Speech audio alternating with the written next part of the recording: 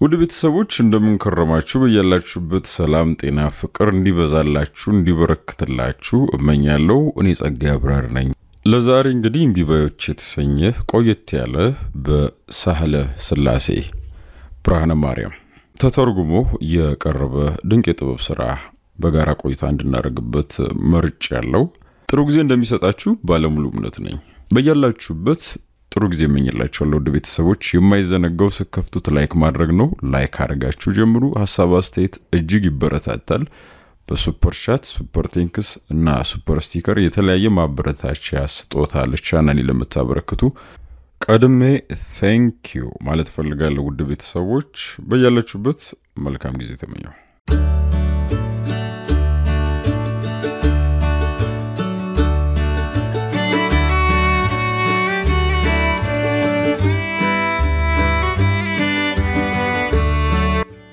ሃንስ ወደ ወጥ ቤቱ ተመልሶ ገባ የልጅቱ አባት ከወደቀበት ቦታ አልተነሳም ፊቱ በደም ተለውሷል የስቃይ ድምጽ ያሰማል የልጅቱ እናት ከግድግዳው ልጥፍ ብላ የሃንስን ጓደኛ ዊሊን ትመለከታለች በፍርሃት ተውጣለች ዊሊ ሽጉጡን በእጁ ይዞ በጠረጴዛው አጠገብ ተቀምጧል ግማሽ ብርጭቆ ወይን ጠጅ ከጎኑ አለ ሃንስ ወደ ጠረጴዛው ሄዶ አንድ ብርጭቆ ወይን ጠጅ ቀርቶ በአንድ ትንፋሽ ጨለጠው አሳረን አሳየች መሰለኝ አለ ዊሊ ፈገግ ብሎ የሃንስ ፊት ተሞጫጭሮና ደማምቶ ይታያል ሃንስ እጁን አንስቶ በጥንቃቄ ጉንጩ እንዳሰሰና ቢቻላት ኖሮ አይኖችን በጥፍሯ ጉልጉላ ባወጣቻቸው ነበር ሸርሙጣ አለ ለማንኛውም ቁስሉ ላይ መድኃኒት ማድረግ አለብኝ አዮዳይን ብሎ ዊሊን እየተመለከተ ተራ ነው ሂድና በላት አለው ላድርገው እንዴ ብቻ ጊዜ የለንምኮ ሴታቱንብኝ ወደዛ ሂድና በላት ጊዜው ቢሄድ ምን አስጨነቀ መንገዱ እንደሆነ ስተነዋል ፀሐይዋ ወደ ምዕራባሽ ቁልቁላ ወርዳለች ብርሃን ግን አሁንም አለ በገጠሩ ቤት መስኮት ሰርጎ ገብቷል ዊሊ ሲያመነታ ቆየ አጭር ሰው ነው ጤም ያለ ፊት ተጠባብ በሰላሙ ጊዜ የልብስ ቅድ አውጪ ሆኖ ይተዳደራል ልጅቱ ዘንድ ሄዶ ሃንስ አድርግ ያለውን ሳያደርግ ቢቀር ሃንስ እንደ ሴት እንዳይቆጥረው ፈራ ተነስቶ ደበሩ ሄዳለ ምን ለማድረግ እንደፈለገ ገብቷት የልጅቱ እናት ወደሱ ዘላ ሄደች አይሆንም ስትል ጮች ነገሩ ዘግንኗት ነበር በዚህ ጊዜ ሃንስ ወደሷ አራመድ ብሎ ተከሻዋን ይዞ ወደ ኋላ ገፈተራት ባል ተንገዳግዳ ወደቀች ከዚያም በኋላ ሃንስ የዊሊን ሽጉጥ ተቀብሎ ያዘና የልጅቱን ወላጆች በአይኑ የገረፋቸው ሁለታችሁም ባላችሁበት እርጉ እንዳትንቀሳቀሱ አላቸው በፈረንሳይኛ ቋንቋ የቃላት አጠራሩ ግን የጀርመን ተወላጅ መሆኑን ያሳጣው ነበር ፊቱን ወደ በሩ መልሶ ዊሊን ያየ በሊድ እኔ ከዚህ ሆኜ ቆጣጣራቸዋለሁ አለው ዊሊ ልጅቱ ወዳለችበት ክፍል አመራ ነገር ግን ሳይቆይ ተመልሶ መጣና ነፍሷን አታውቅም እኮ አለው ለሃንስ ታዲያ ቢሆንስ አይ እኔ አላደርጉም ደስ አይለኝም ከብትነ ሴት የዊሊ ፊት ቀላ መንገዳችንን ብንቀጥል ይሻላል ሃንስ ተከሻውን ነቀነቀበት በንቀት በልሽ ይንጠርሙስ ወይን ጠጅ ልጨርስና እንሄዳለን አለው ሰውነቱ ስለረካና ዘና ስላለ ረዘም ላለ ጊዜ እዚያው ቢቆዩ ባልጠላ ነበር ከጧት ጀምሮ ግዳጅ ላይ ነው ያለው በዶቅዶቅ ሲጓዝ ስለዋለም እጅግሩ እንደ መድቀቅ ብሎ ነበር ደግነቱ ቀሪው ጉዞ ረጅም አልነበረም የሚጓዙበት ቦታ ማለትም ሷሶ ከተማ ከ10 ወይም ከ15 ኪሎ ሜትር አይርቅም ሃንስና ዊሊ አሁን ካሉበት የገጠር ቤት የደረሱት ወደ ሷሶ የሚወስደው መንገድ ጠፍቷቸው ትክክለኛው መንገድ ጠይቀው ለመረዳት ቆም በማለታቸው ነበር ልጅቱ ነች በሩን የከፈተችላቸው ወደ ሷሶ የሚወስደው መንገድ ቤት አቅጣጫ እንደሆነ ግን እንደማታው ገለጸችላቸው ይህን ስትላቸው ገፍተው ወደ ቤቱ ገቡ ከገቡም በኋላ የልጅቱ እናት ወደ ሷሶ የሚወስደው መንገድ ቤት አቅጣጫ እንደሆነ ነገረቻቸው ልጅቱ እናቷና አርሶ አደሩ አባቷ አራታቸውን በልተው ጨርሰው ነበር ከጠረጴዛው ላይ ግን አንድ ጠርሙስ ወይን ጠጅ ነበር ሃንስ ወይኑን ሳይ ጥም አቃጥሎት እንደዋለ አስታወሰ። ቀኑ በጣም ሞቃት ነበር እና ታዲያ ሃንስ ከእኩለ ቀን ጀምሮ ውሃ ስላልጠጣ በጣም ተጠምቶ ስለነበር አንድ ጠርሙስ ወይን ጠጅ እንዲሰጡ ጠየቃቸው። እሱ ይህን ሲጠይቅ ጓደኛው ዊሊ ደህና ዋጋ እንከፍላቸዋለን ሲል አከለበት። የአርሶ አደሩ ሚስት 2 ጠርሙስ ወይን ጠጅ ጠረጴዛው ላይ አኖረችላቸው። ዊሊም 20 ፍራንክ ከኪሱ አውጥቶ ከፈላት። ዊሊና ሃንስ ጀርመናዊ ናቸው። ጀርመን ፈረንሳይን በኃይል ወቅታ ይዛለች። ዊሊ ፓሪስ ውስጥ ለአንድ ልብስ ሰፊ ተቀጥሮ 2 ዓመት ያህል ስለኖረ ፈረንሳይኛ በቅጡ ይናገራል። ባህሉንም ተዋህዶታል። ሃንስ ግን እንደ ዊሊ ጥሩ ፈረንሳይኛ አይናገርም። ሎጋ ሰው ነው ሃንስ። ደረቱ ሰፊ ነው። ጸጉሩ ወርቃማ፣ አይኑም ሰማያዊ። ፈረንሳይኛውን ለማሻሻል ዘወትር ጥረት ያደርጋል። ከገጠሩ ቤት እንደገባም ልጅቱና ወላጆቿ ፊት ቢነሱትም የአርሶ አደር ልጅ መሆኑና ጦርነቱ ከፍጻሜ ሲደርስ ወደ አባቱ እርሻ እንደሚመለስ እናቱ በንግድ ዓለም እንዲሰማራላት ስለፈለገች ሙኒክ ውስጥ ትምህርቱን እንዲከታተል ማድረጓል።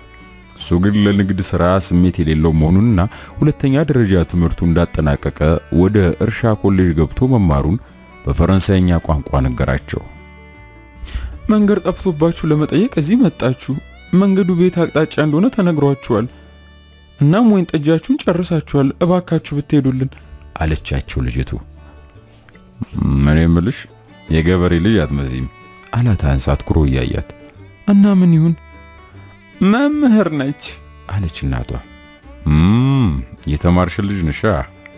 በግድየለሽነት ትከሻዋን ነቀነቀችበት። እሱ ግን በተሰባበረ ፈረንሳይኛ ንግግሩን ቀጠለ። የፈረንሳይ ሕዝብ ካሁን የተሻለ ድል አግኝቶ ያቅም። ጦርነቱን ያወጃችሁ እናንተ እንጂ እኛ አይደለን። እና ታዲያ እኛ ስላሸነፍናችሁ የፈረንሳይ ሀገር ጥሩ ሀገር እናደርጋታለን። ካሁን ወዲህ አትዝረከረኩም። ስርዓት እንዲኖራችሁ እናደርጋለን። ስራና ዲሲፕሊን እናስተምራችኋለን። ታዛዥም እናደርጋችኋለን አለ። ልጅቱ እጇን ጭብጥ አርጋ በክፉ አይን በጥላቻ አይን ተመለከተችው። ቃል ግን አልተነፈሰችም። ሰክራል ሃንስ። አልሰከርኩም። እውነቱን የነገርኳችሁ። እውነቱን ቢያውቁት ይሻላችኋል። ሰክራል። ጓደኛው እውነቱን የነገረ። በቃ አሁን ሂዱልን፣ ውጡልን አለቻቸው ልጅቱ ራሷን መቆጣጠር አቅቷት። እሺ እንሄዳለን፣ ብቻ አንድ ጊዜ ሳሚኝ አላት ሃንስ። ወደ ኋላዋ ሸሸት አለችበት። እሱ ግን ራመድ ብሎ እጇን ያዝ አደረገ። አባዬ ስትል ጮኸች። በዚህ ጊዜ ነበር አርሶ አደሩ አባቷ ጀርመኑ ላይ ተወረወረበት። ሃንስም ልጅቷን ለቆ አባቷን ባለ ኃይሉ በጥፊ መታው። አዛውንቱ ገጠሬ ወለሉ ላይ ተዘረረ። ከዚያ በኋላ ልጅቱ ከማምለጧ በፊት ሃንስ ክንዷን ያዛት፣ ጉንጩን መታችው።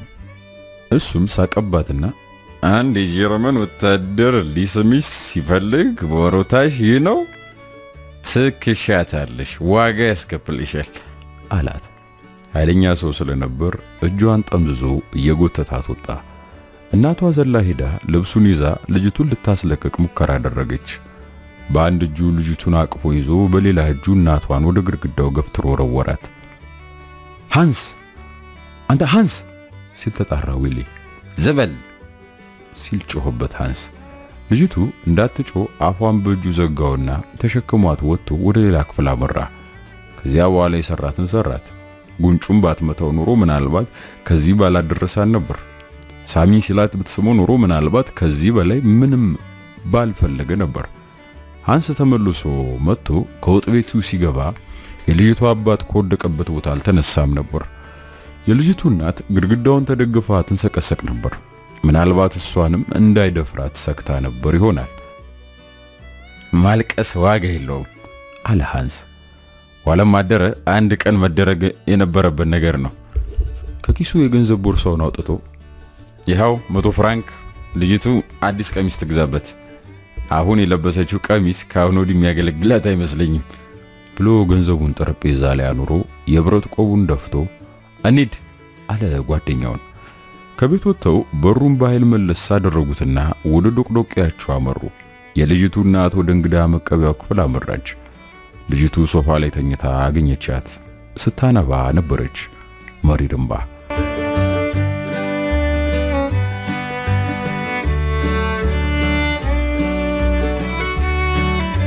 ከተመለሰ በኋላ ወደ ፓሪስ ተላከ። ፓሪስ ውስጥ ከአሸናፊው የጀርመን ጦር ሰራዊት ጋር ተቀላቀለ። 3 ወር ያህል ፓሪስ ውስጥ ከቆየ በኋላ እንደገና ወደ እሷ ተላከ። እዚያም ምቹ መኖሪያ ተሰጠው። የምግብና የመጠጥ ችግርም አልነበረበትም። ልጅቱን ሄዶ የማየት ፍላጎት አደረበት። ክፉ ሰው አለመሆኑን ለመግለጽ ያህል ከሐር የተሰራ የእግር ሹራብ ይዞላት ለመሄድ ወሰነ። ብቻውን ቢሆንም ቦታው ይጠፋኛል ብሎ አላሰበም እና አንድ ቀን ከሰዓት በኋላ ስራ ባልነበረው ወቅት ለልጅቷ የገዛላትን የእግር ሹራብ ኪሱ ውስጥ አድርጎ ዶቅዶቄው ላይ ወጥቶ መንገዱን ተያዘው። ጥሩ ቀን ነበር። በበልግ ወራት ሰማዩ ጥርት ብሏል። የገጠሩም ትርኢት ለአይን ደስ የሚል ነበር። ከአንድ ቦታ መንገድ ተሳስቶ ባልሆነ አቅጣጫ ቢጓዝም ከእኩል ሰዓት ባልበለጠ ጊዜ ውስጥ ከትክክለኛው መንገድ ገብቶ ከፈለገው ቦታ ደረሰ። ወደ ቤቱ በር ሲጠጋ አንድ ውሻ ሲል ጮኸበት። በሩን ሳያንኳኳ መያዣውን ጠምዝዞ ከፈተና ገባ። ልጅቱ ከጠረጴዛው አጠገብ ተቀምጣ ድንች ስትልጥ ነበር። የደንብ ልብስ የለበሰ ሰው በድንገት ከቸች ሲልባት ብድግ ብላ ተነሳች። ምን ፈለክ አለችውና ማንነቱ ሲከሰትላት ወደ ግድግዳው ሸሸት አለችበት። ድንች ስትልጥበት የነበረውን ቢላዋ አሁንም በእጁ አለ። አንተውን አይደል አንተ አሳማ አለችው። እስቲ ረጋ በይ፣ አንቺን ለመጉዳት ፍላጎት የለኝም። ካሬ የተሰራ የእግር ሹራብ አምጥቼልሻለሁ አላት። ሹራቡንም ራስንም ይዘ ጠፋልኝ ከዚህ ሞኛቱኝ እንጂ ቢላዋን ጣዩ። እኔን አደጋ ላይ ጥላለሁ ብለሽ ራስሽን አደጋ ላይ እንዳትጥይ። እናም ደግሞ አትፍሪ። አንተን ነው መፈራው ደግሞ። ቢላውን ወለሉ ላይ ጣለችው። እሱም የብረት ቆቡን ከራሱ አውርዶ ቁጭ አለ። እግሩን ወደ ቢላዋ ሰዶ ያንፏቀቀ ወደ እሱ አስጠጋው። ድንቹን እኔ ላጥልሽ ሲል ጠየቃት። መልስ አልሰጠችው። ጎንበስ ብሎ ቢላዋን አነሳውና ድንች ከጎድጓዳ ሳህን አውጥቶ ይልጥላት ጀመረ። የልጅቱ ግንባር አልተፈታም። አይኖቿ ጥላቻ አዝለዋል። ግድግዳውን ተደግፋ ቆማ ትመለከተዋለች። እሱም አያትና ፈገግ አለላት። ለምንድን ነው እንደዚህ የምትኮሳተሪብኝ? የኔ ያልጉዳት አላደረስኩብሽም እኮ። ትንሽ ሞቅ ብሎኝ ነበር ያን ቀን። ሁላችንም ሞቅ ብሎን ነበር። ስለማይበገር የፈረንሳይ ጦር ሰራዊትና ስለ ማጂኖ ላይን ስታወሩ ብሎ ከትከት ብሎ ይስቅ ጀመረ። በተለይ ወይን ጠጁ በቃ ራሴ ላይ ወጥቶ ነው ያደረኩት። ከዚያ ባዘም ነገር ሊደርስብሽ ይችል ነበርኩ። ደሞም መልኬን የሚያደንቁ ሴቶች እንዳሉ ላረጋግጥልሽ ወዳለሁ። ከራስ ጸጉሩ እስከ እግር ጥፍሩ በንቀት አይን አየችውና ውጣልኝ እኔ ሰፈልግ ነው ሞታው ምን ነው የምትዩ? አልወጣም ካልክ አባቴ ወደ ሷሶ ሄዶ ለጄኔራሉ ስሞታ ያቀርብብሃል። እሱ እንኳን ተይው፣ ከህዝቡ ጋር እንድንቀላቀልና እንድንወዳጅ መመሪያ ተሰጥቶናል እኮ አልሰማሽም? ለምን ስምሽ ማን ነው? ስሜ ማንም ይሁን ማንም አንተን አያገባህም። በዚህ ጊዜ ጉንጯ ቀልቶ አይኖቿን በቁጣ ተሞልተው ይታዩ ነበር። ሆኖም ይበልጥ ውብ መስላ ታየችው። ለሃንስ የገጠር ልጅ ከመምሰል ይልቅ የከተማ ልጅ መስላ ታየችው። እናቷም መምህር ናት ያለችውን አሁን አስታወሰ። አባትና እናትሽ ወዴት ነው የሄዱት? የስስፒዱ ምን አገባ? ምን አስጠየቅ? እባክሽ ርቦኛል፣ እስቲ ዳቦና አይብ እንዲሁም አንድ ብርጭቆ ወይን አቅርቢልኝ። ተገቢውን ዋጋ ከፍልሻለሁ። የምሪት ሳቅሳቀችና ለሶስት ወራት አይብ የሚባል ነገር ባይናችን አላየንም። ጠግበን የምንበላው ዳቦ እንኳን አይልም። ጠላቶቻችን ጀርመኖች ላሞቻችንን፣ አሳሞቻችንን፣ ዶሮዎቻችንንና ሌላ ያለንን ሁሉ ጥርግርግ አድርገው ወስደውብናል። በገንዘብ ገዟችሁ እንጂ እንዲኳ አልነጠቋችሁ። ገንዘብ ምን ያደርጋል? ምግብ አይሆነን፣ ወረቀት እንደሆነ አይበላ ብላ ተንሰቅሰቃ ታለቀስ ጀመር። እርቦሻል እንዴ? እንዴት ተደርጎ ድንች በዳቦ በቀይ ስር በጎመን እንደ ንጉስ ለመኖር ይቻላል? አባቴ ግን ወደ ሷሶ ሄዶ የፈረስ ስጋ ካገኘ ገዝቶ ይመጣል። ስሚኝ አንቺ ልጅ፣ እኔ ክፉ ሰው አይደለሁ። አይብ ይዤላችሁ እመጣለሁ። ትንሽ ያሳማ ስጋ ማግኘትም የሚያቀተኝ አይመስለኝም። ያንተን ስጦታ አልሻ። እናንተ አሳሞች የነጠቃችሁን ምግብ ከመበላስ በረሃብ በሞት ይሻለኛል። እሱን እንግዲህ እናያለን አላትና የብረት ቆቡን ደፍቶ ከነበረበት ተነስቶ በደናውኝ ወይዘሪት አላትና ወደ ዶቅዶቄው አመራ። ለሽርሽር ብሎ በዶቅዶቄው ወደ ገጠር መሄድ ክልክል ስለነበር ሃንስ ወደ ልጅቱ ቤት ለመመለስ የሥራ አጋጣሚ ጠብቅ ጀመር።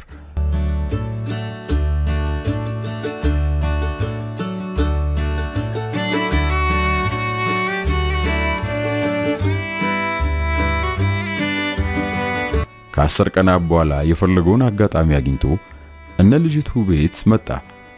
ቤት ሲገባ የልጅቱን አባትና እናት ወጥ ቤት ውስጥ አገኛቸው። እኩለ ቀን ነበር።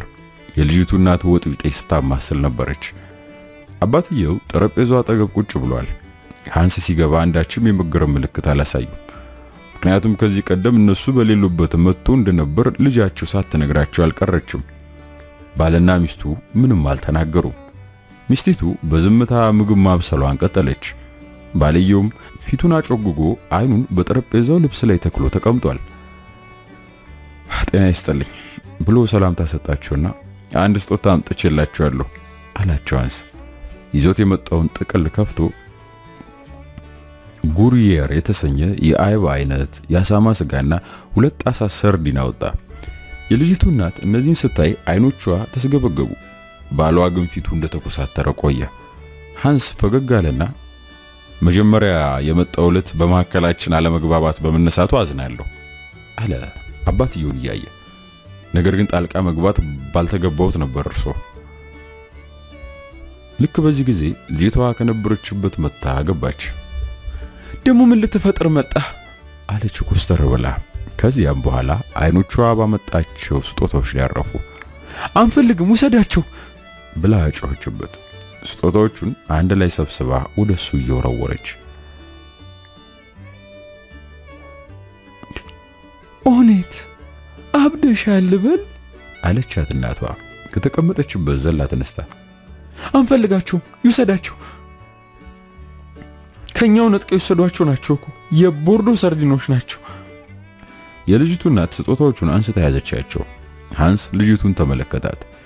የፌስ ፈገግታ በሚያንጸባርቁ ሰማያዊ አይኖቹ ስምንሽ አኔት ነው ማለት ነው። ቆንጆ ስም ነው እና ለወላጆችሽ ትንሽ የምግብ ስጦታ በሰጣቸው ለምን ተቃወሚኛለሽ? አንቺ ራስሽ አይብ የሚባል ነገር በአይናችን ካየን 3 ወር ሆኖናል ብለሽ አልነገርሽኝም ኖራል? የልጅቱ እናት ስጋውን በእጇ ይዛ ወደ ደረቷ አስጠጋችው። እንደማቀፍ አይነት ብትስመው ኖሮ ባላስገረመም ነበር። አኔት ግን በጉንጮቿ እንባ እያዘነበች ያሳፍራል አለች። ምኑ ነው የሚያሳፍረው? የአይብና የስጋ ስጦታ መቀበል ያሳፍራል ብሎ ተቀመጠ ሃንስ። ሲጋራም ለኮሰና ፓኬቱን ወደ ልጅቷ አባት አቅርቦ ሲጋራ ጋበዘው። የልጅቷ አባት ለትንሽ ጊዜ አቅማማ። እንቢ ለማለት ግን አልቻለም። አንድ ሲጋራ ወጣና ፓኬቱን ለሃንስ መለሰለት። የፈለኩትን ያህል ለማግኘት ስለምችል የተቀረውን ፓኬት እርሶ ይሰዱት አለው ሃንስ። የራሱን ሲጋራ ስቦ ጢስ አወነነና ለምንድነው ወዳጆች የማንሆነው ቆይ አላቸው። አንዴ የሆነው ሆኗል። አኔት የተማረች ልጅ መሆኗን አውቃለሁ። እኔም ላይ ጥሩ አስተያየት እንዲኖራት ፈልጋለሁ። ሷሶ ውስጥ ለረጅም ጊዜ ሳንቆይ የምንቀር አይመስለኝም። እዚህ እስካሉ ድረስ እናንተን ለመርዳት አልፎ አልፎ አንዳንድ ስጦታም ላመጣላችሁ እችላለሁ። እንደምታዩት ከከተማ ነዋሪዎች ጋር ተወዳጅተን ለመኖር የተቻለንን ሁሉ ለማድረግ ብንጥርም እነሱ አናስጠጋሉ። በመንገድ ስንተላለፍ እንኳን ሊያዩን አይፈልጉም። ከዊሊ ጋር አብረን የመጣን ዕለት የሆነው ነገር ያጋጣሚ እንጂ ሆነ ብዬና አስቤ ያደረኩት አይደለም። ስለዚህ እኔ እንድትፈሩኝ አይገባም። ቆይ ምን ለመፍጠር ነው የምትመጣው? ለምንድን ነው ሰላም የምትነሳን? አለችው አኔት። ለምን እንደሚመጣ እሱ ራሱ አያውቅም ነበር። ምናልባት ሰባዊ ወዳጅነትን በመሻት ይሆናል። ነገር ግን ሰባዊ ወዳጅነትን በመሻት ነው ሊላቸው አልፈልግም። በሷሶ አካባቢ በጀርመኖች ላይ የነበረው ጥላቻ ያናድደው ነበር። በመንገድ ያየውንም ማንኛውንም ፈረንሳያዊ ለመደብደብ ይቃጣው ነበር። አንዳንዴም ከቁጣው የተነሳ ጩጩ ያሰኘው ነበር። አኔት ላይ የፈጸመው በደል በርግጥም ሆነ ብሎና አስበው ያደረገው አልነበረም። ምክንያቱም አኔት እሱ የሚመኛት አይነት ልጅ አልነበረችም። እሱ የሚመኛት ሴት ሌላ አይነት ነች። ረጅም ትላልቅ ጡቶች ያሏት፣ አይኖቿ ሰማያዊ የሆኑ እናም ወርቃማ ጸጉር ያላት። እንዲሁም ሰውነቷ በቅጡ የምትሸፍን ጠንካራና ግዙፍ ሴት ይወድ ነበር። አኔት ግን የዚህ አይነት ልጅ አልነበረችም። የጀርመን ጦር ሰራዊት ድልና ያን ቀን የጠጣው ወይን ጠጅ ባያሰክሩት ኖሮ አኔትን ባይነካትም ነበር። ሃንስ ናኔት ዘንድ መጥቶ ሷሶ ከተመለሰ በኋላ ለሁለት ሳምንታት ከሷሶ ለመውጣት ሳይችል ቀረ። የሆነ ሆኖ የአኔት ወላጆች የወሰደላቸው ምግብ እንክት አድርገው እንደበሉ አመነ። አኔት ግን ከዚህ ምግብ ቀምሳ ይሆን ሲልም አሰበ። ከነሱ ጋር አብራ ብትበላው አይገርመኝም አለም ለራሱ። ፈረንሳዮች ገንዘብ ሳይከፍሉ በብላሽ የሚያገኙትን ማንኛውም ነገር አይለቁም፣ ይጠማቸዋል። ፈረንሳዮች ደካሞችና በሞደቅ ላይ ያሉ ህዝቦች ናቸው። በእርግጥ ልጅቷ ጠልተኛለች። ነገር ግን ጠላችኝም አልጠላችኝም ያሳማ ስጋ ነው፣ አይብም አይብ ነው። ሁለቱንም አትለቃቸው ሲል አሰበ። ሃንስ ሙኒክ በነበረበት ወቅት ሴት ልጅ መጀመሪያ የተገናኘችውን ወንድ አትረሳም ሲባል ሰምቶ ነበር። አኔት ከሃንስ በስተቀር ሌላው እንዳታውቅም። ስለሆነም በግዳጅ የወሰደውን ድንግልናዋን አስቦ አትረሳኝም በማለት ደስ ብሎት ሳቃለ። ወደ ገጠር የሚሄድበት ቀን እንደምንም ደረሰለት። አይብ፣ ቅቤ፣ ስኳር፣ ሶሌጅ የተሰኘ አንድ ቆርቆሮ የተፈጨና የተቀመመ ስጋና ቡና ይዞ ዶቅዶቄው ላይ ወጣ። ጅው ብሎ ሄዶ እና አኔት ዘንድ ሲደርስ እናቷን ብቻ አገኘ። አኔትና አባቷ ማሳ ላይ ነበሩ። የአኔት እናት ሃንስ ይዞት የመጣውን ጥቅል ስታይ አይኖቿ በደስታ በሩ። ሃንስን ወደ ወጥ ቤት ይዛው ገባች። የጥቅሉን ገመድ ስትፈታው እጆቿ ይንቀጠቀጡ ነበር። ሃንስ ያመጣውን ስጦታ ከፍታ ስታየው አይኖቿ በእንባ ተሞሉ። በጣም ደግ ሰው ነህ፣ እናመሰግናለን አለችው። ለመቀመጥ ይፈቅዱልኛል? አረ እንዴታ ብላ በመስኮቱ ወደ ውጭ ተመለከተች። አኔት በዚያ ሰዓት እንዳትመጣባት የፈራሽ ትመስል ነበር። እንደው አንድ ብርጭቆ ወይን ጠጅ እንደው ባመጣለስ? ደስታውን አልችለው። ያመጣው ስጦታ ወዳጅ ባያፈራለትም ከአኔት እናት ጋር ለመታረቅ እንደረዳው ተገንዝቧል። እሱና የአኔት እናት አሁንም በመስኮት ወደ ውጭ ይመለከቱ ጀመር። አኔት በዚህ ሰዓት መታ እንዳትረብሻቸው እንደፈሩ ሁሉ ካሁን በፊት ያመጣውትን ያሳማ ስጋ ወደዱት ሲል ጠየቀ። አረ በጣም እንጂ ምኑ ይጠየቃል። በሌላ ጊዜ ስመጣ ይበልጥ ይዤ ለመምጣት ሞክራለሁ። እንግዲህ አኔት ወደደችው። አይ ምን አንተ ያመጣውን አልነካም አለች እኮ። እሱ ያመጣውን ከመበላስ ረሃብ ቢገለኝ እመርጣለሁ አለች። ሞኞ። እኔም ሞኞ ብያታለሁ። ምግብ ቀርቦ ሳለ አልበላም ማለት በርግጥም ሞኝነት ነው። ሃንስ ወይን ጠጁን እያጣጣመ ጨዋታቸውን ቀጠሉ። የናኔት የቤተሰብ ስም ፔሬ መሆኑን ሰምቷል። እናቷ ማዳም ፔሬ፣ አባቷ ሙሴ ፔሬ ተብለው ይጠራሉ። ሌላ የቤተሰብ አባል አላችሁ ሲል ጠየቃት ሃንስ።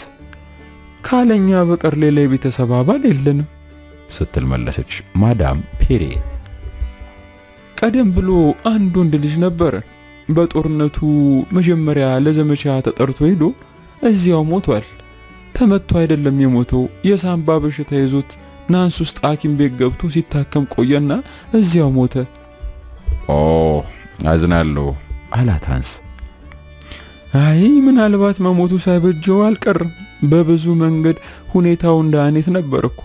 የሽንፈትን አፍረት ችሎ ይሸከም ነበር አልልም ብላ ባይል ተነፈሰች። ለምንድነው ፖላንድን ይረዳችሁት? ፖላንዶች ለናንተ ምናችሁ ናቸው? ቆይ እውነትህን ነው። ሂትለር ፖላንድን ሲጎርሳት ጣልቃ ባንገባ ኖሮ እኛን አይነካንም ነበር። ሃንስ ለሚር ተነሳ። ከመውጣቱ በፊት ተመልሶ እንደሚመጣ አረጋገጠላት ለናትየው። ያው ያመጣህልንን እንግዲህ ያሳማ ስጋ ምንም ጊዜ ቢሆን አረሰው አለችው። ሃንስ ወደ ሷሶ ከተመለሰ በኋላ ጥሩ ድል አጋጠመው።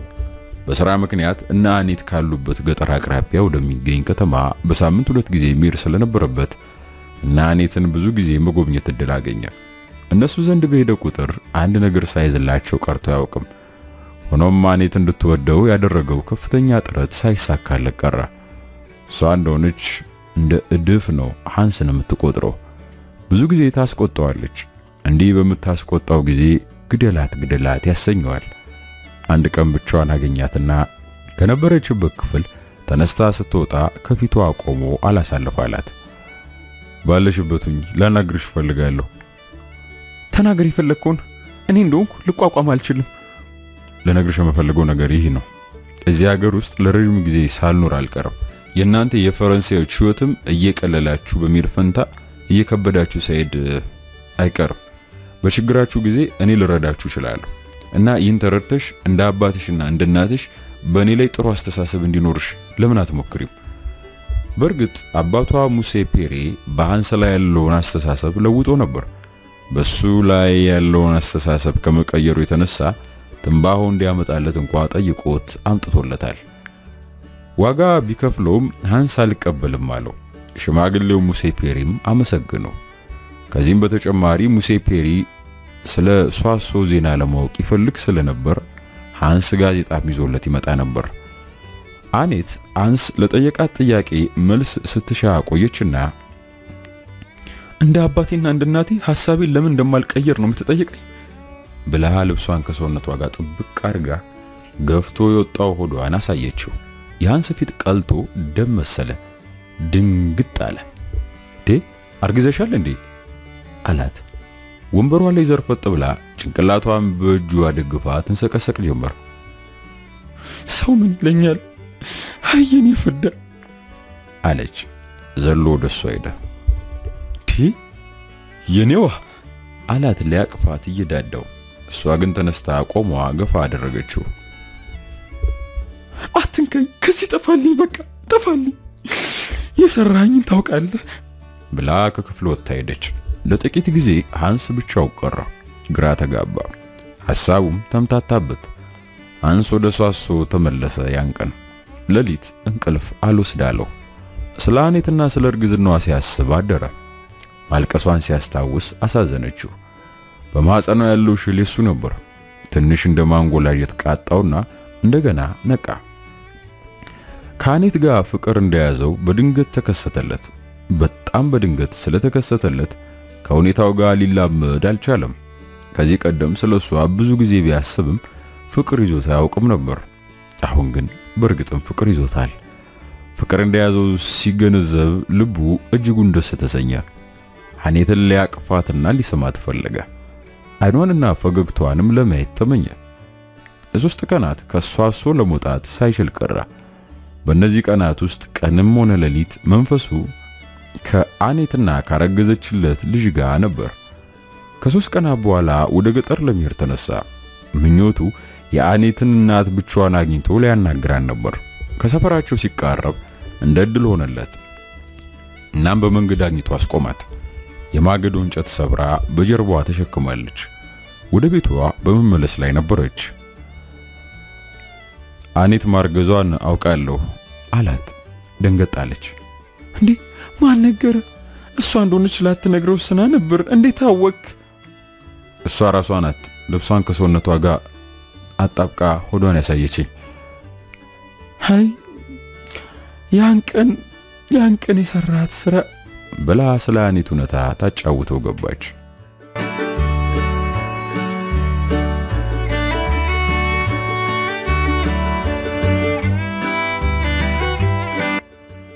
አኔት የልጃገረድ ክብሯ ከተገሰሰበት ሌሊት ጀምሮ ለተወሰኑ ቀናት ትኩሳት እያጣደፋት ካልጋ ሰንብታ ነበር።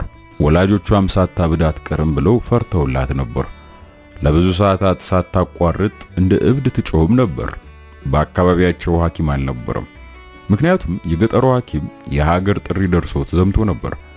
በሷሶ እንኳን 2 ሐኪሞች ብቻ ቀርተው ነበር። ሁለቱም አዛውንት ስለነበሩ ወደ ገጠሩ እንዲመጡ ቢጠሩ እንኳን ችለው የሚመጡ አልነበሩም። ከከተማው እንዳይወጡም ትዕዛዝ ደርሷቸው ነበር። ትኩሳቷ ሲሻላት በሌላ በሽታ ስለተጠመደች አኔት ያልጋ ቁራኛ ሆና ሰነበተች። በመጨረሻ ድና ስትነሳ በጣም ከስታና ተዳክማ ትታይ ነበር። አሳዛኝ ልጅ የደረሰባት ዱብዳ በቀላሉ የምትረሳው አልነበረም። ዱብዳው ከደረሰባት ቀን ጀምሮ እስከ 2 ወር ድረስ አኔት ማርገዟን ሳታውቅ ቆየች። እናቷ ግን ጥርጣሬ ሳያድርባት አልቀረም። ልጅቱን ስትጠይቃት ማርገዝ አለማርገዟ ስለማታውቅ የሁለቱ ልብ ተንጠልጥሎ ቀረ። በሶስተኛው ወር ግን አንዳችም የሚያጠራጥር ነገር አልነበረም። አኔት በእርግጥም ማርገዟ ጋር ወጣ። ጦርነቱ ከመጀመሩ በፊት ማዳም ፔሬ ምርታቸውን ወደ ሷሶ ገበያ የምታጓጉዝበት አንዲት ሲትሮይን መኪና ነበረቻቸው። በአሮጌው መኪና በሳምንት 2 ቀን ወደ ሷሶ ትጓጓዝበት ነበር። ጀርመኖች ሀገሪቱን ወረው ከያዙት በኋላ ግን ወደ ገበያ የሚወሰድ አንዳችም ምርት አልነበራቸው። ነዳጅም ማግኘት በጣም አስቸጋሪ ነበር። አሁን ግን አሮጌው መኪናን እየነዱ ወደ ከተማዋ መሄድ ግዴታ ሆነባቸው። ሐኪም ፍለጋ በመንገድ የሚታዩ መኪኖች የጀርመን ወታደሮች መጓጓዦች ብቻ ነበሩ። የጀርመን ወታደሮች ተዝናንተው ይታያሉ። በመንገድ የጀርመኖች መኖርን የሚያሳዩ ምልክቶች እዚህም እዚያም አሉ። በህንጻዎች ላይ በፈረንሳይኛ የተጻፉና የአዛዥ መኮንን ፊርማ ያለባቸው አዋጆች ይታያሉ። ብዙዎቹ ሱቆች ተዘግተዋል። አኔትና ወላጆቿ ወደሚያውቁት አዛውንት ሐኪም አመሩ። ሐኪሟ ምርምራትና ማርገዟን አረጋግጠላቸው። በማስወረድ ረገድ ግን ሊረዳቸው ፈቃደኛ ሳይሆን ቀረ። ሐኪሙ በጣም ሃይማኖተኛ ሰው ነበር። አልቅሰው ቢለምኑትም የማያደርገው መሆኑን ገለጸላቸው። እንዲህ ያለ ፈተና ሲደርስ የመጀመሪያ አይደለም፣ እያንዳንዱ ሰው መስቀሉን መሸከም አለበት አላቸው። ወደ ሁለተኛው ሐኪም አመሩ። በመኖሪያው ቦታ ደርሰው መጥሪያውን ጫን ብለው ቢጠብቁም ለረጅም ጊዜ በሩን የሚከፍትላቸው ሰው አጡ። በመጨረሻ ግን የሐዘን ልብስ የለበሰች አንዲት ሴትዮ በሩን ከፈተችላቸው። ሐኪሙን ለማነጋገር እንደሚፈልጉ ሲገልጹላት ታለቅስ ጀመር። ሐኪሙ በዚህ አልነበረም። ፍሪሜዘን የተሰኘ ህቡ ማህበር አባል በመሆኑ ጀርመኖች በመያዣ መልክ ይዘው አስረውታል። ቀደም ብሎ የጀርመን መኮንኖች በሚያዘወትሩበት ቡና ቤት ቦምብ ፈንድቶ 2 ጀርመኖች ተገድለዋል።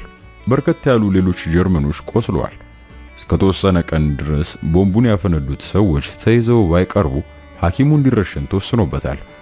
ማዳም ፔሬ በልጇ የደረሰባትን ዱብዳ በሩን ለከፈተችላቸው ሴትዮ ገልጻ የሐኪም እርዳታ እንደሚፈልጉ ስትነግራት እነዚህ አውሬዎች ስትል ተራገመች።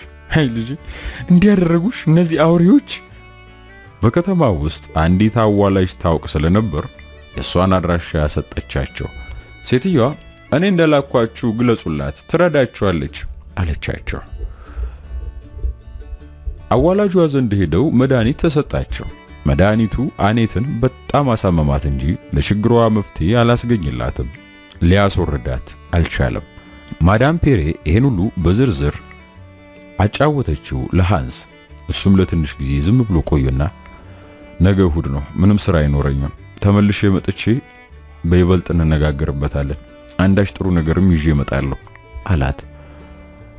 እስኪ እኔ የምልህ መርፌ ስለሌለን እንደው ይዘን ልትመጣ ትችላለህ ስትል ጠየቀችው። ሞክራለሁ ብሏት ተሰናብቷት ሄደ።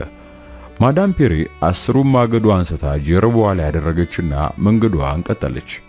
መንገዱን ቁልቁል ነበር የሚወርደው። ዝግ ብላ ትራመድ ጀመር። በማግስቱ ሃንስ በዶቅዶቄው ለመምጣት ስላልደፈረ ብስክሌት ተከራይቶ ጥቅሉን ምግብ በዕቃ ማስቀመጫው ላይ ጭኖት ወደ ገጠሩ ነጎደ። ጥቅሉ ከሌላ ጊዜ የበለጠ እብጥ ብሎ ይታይ ነበር። ከምግብ በተጨማሪ አንድ ጠርሙስ ሻምፓኝ በውስጡ ነበረበትና ከናያኔት ቤት ወደ ማታ ጊዜ ደረሰ። ከወጥ ቤቱ ቢገባ ሞቃትና የሚያዝናና ሆኖ አገኘው። ማዳም ፔሬ ምግብ ታበስላለች። ባሏ ፓሪስ ሶር የተባለውን ጋዜጣ ያነባል። አኔት የእግር ሹራብ ተሰፋለች። ያው መርፌ ይዤልሽ መጥቻለሁ አላት ሃንስ ለአኔት። ጥቅሉን እየፈታታ ነበር። ያው ደግሞ ጨርቅም አምጥቼልሻለሁ። አልፈልግም ለልጁ አንዳንድ ነገር ማዘጋጀት አለብሽ እኮ። እንዴት ነው ነገሩ አላት ፈገግ ብሎ። እውነቱን ነው አኔት፣ እናቷ ደገፈችው። እኛ ምን አለን? ምንም የለንም እኮ። አኔት አይኗን ቀና ሳታደርግ ስራዋን ቀጠለች። የማዳም ፔሬ የተስገበገቡ አይኖች በጥቅሉ ላይ ወደቁ። ሻምፓኙን ስታይ አንድ ጠርሙስ ሻምፓኝ አለች በአድናቆት።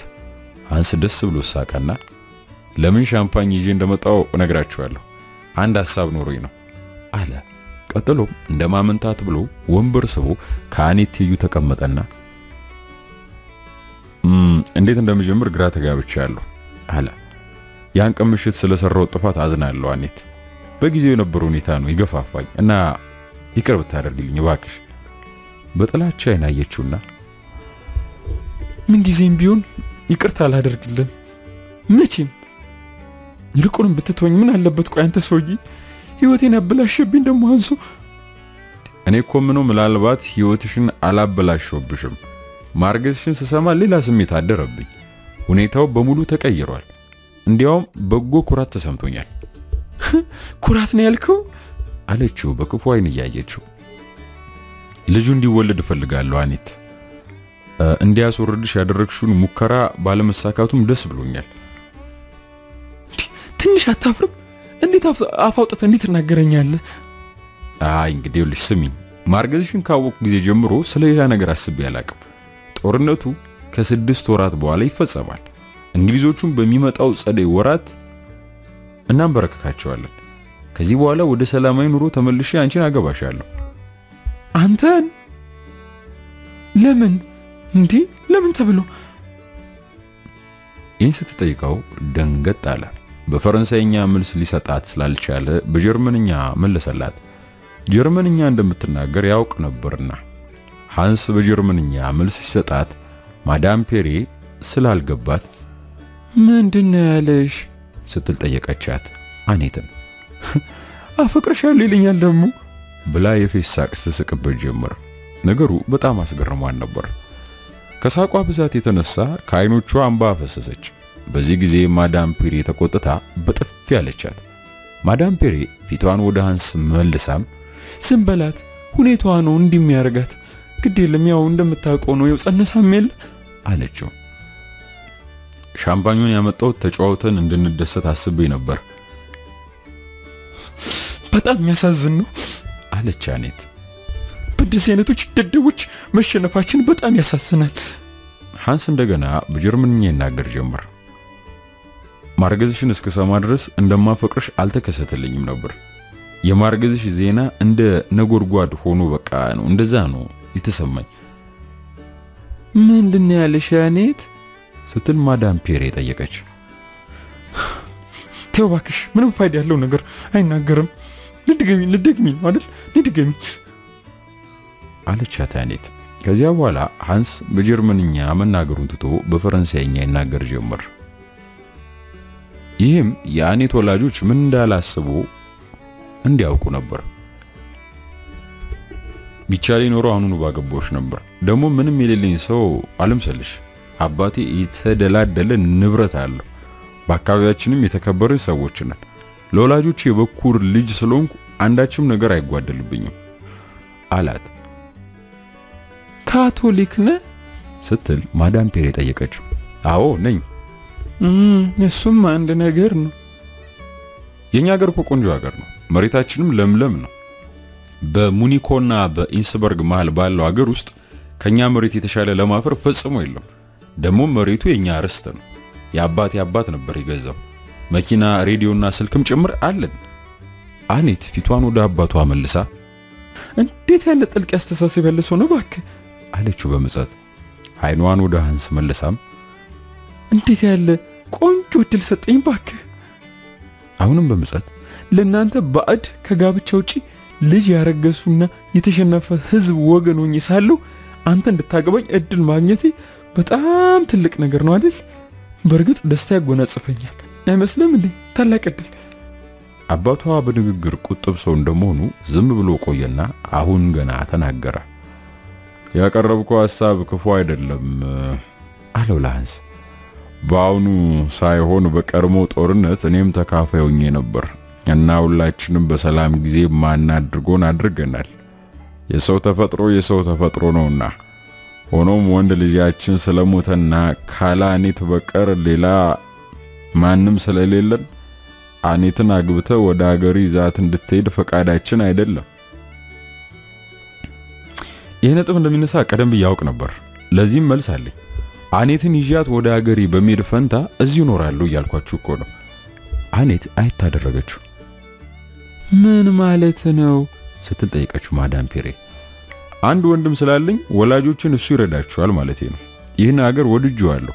ቁርጠኛ የሆነ ሰው ይህን እርሻችሁን ጥሩ አድርጎ ሊያለመው ይችላል። ጦርነቱ ከተፈጸመ በኋላ ብዙ ጀርመኖች እዚሁ እንደሚቀሩ የታወቀ ነው። ፈረንሳይ ሀገር በእርሻ ስራ በቂ የሰው ኃይል የላትም። በቀደምለት አንድ ሰውዬ ስለዚህ ጉዳይ ንግግር አደረገልኝ። በሷሶ እንደሰማው ከሆነ በፈረንሳይ ሀገር መልማት የሚገባው መሬት ሲሶ ሳይለማ ቀርቷል። በቂ የሰው ጉልበት ካለመኖሩ የተነሳ ነው። ማዳም ፔሬ እንዲሁም ባሏ ተያዩ። ሐሳባቸውን መቁረጥ እንዳልቻሉ ለአኔት ግልጽ ነበር። ወንድ ልጃቸው ከሞተ ጊዜ ወዲህ ሴት ልጃቸው ብርቱ ባል አግብታ እነሱ ሲያረጁ እሷና ባሏ መሬቱን ተረክበው እንዲያለሙና እነሱ እንዲጦሯቸው ምኞታቸው ነበር። ስለሆነም የሃንስን ሐሳብ አልጠሉትም። እንደሱ ከሆነ እንግዲህ በነገሩ እናስብበታለን አለችው ማዳም ፔሬ ለሃንስ። እስቲ ዝም በይ አለቻት አኔት በተቃውሞ ድምጽ። አይኗ በሃንስ ላይ ተክላ ነበር። ለአንድ መምህር ታጭቻለሁ በቃ አለችው። እኔ በማስተምርበት ከተማ ውስጥ የወንዶች ትምህርት ቤት አለ። እጮኜ እዚህ ያስተምር ነበር። ጦርነቱ እንዳለቀ ልንጋባ ተስማምተን ነበር። በእርግጥ እንዳንተ ግዙፍና ኃይለኛ አይደለም፣ እንዳንተ መልከ አይደለም። አጭርና ደቃቃ ሰው ነው። የሱ ውበት ያለው ከአእምሮ ነው። አየህ፣ እንደ ብርሃን ከሚያበራው አእምሮ፣ ከዛ ጥንካሬውን በታላቁ መንፈሱ ላይ ነው። እሱ የሰለጠነ ሰው እንጂ እንዳንተ አረመኔ አይደለም። የሺህ ዓመታት ስልጣኔ ውጤት ነው። እናም ደግሞ አፈቅረዋለሁ። በሙሉ ልቤ በሙሉ ነፍሴ አፈቅረዋለሁ። የሃንስ ፊት ጠለምለም አለ።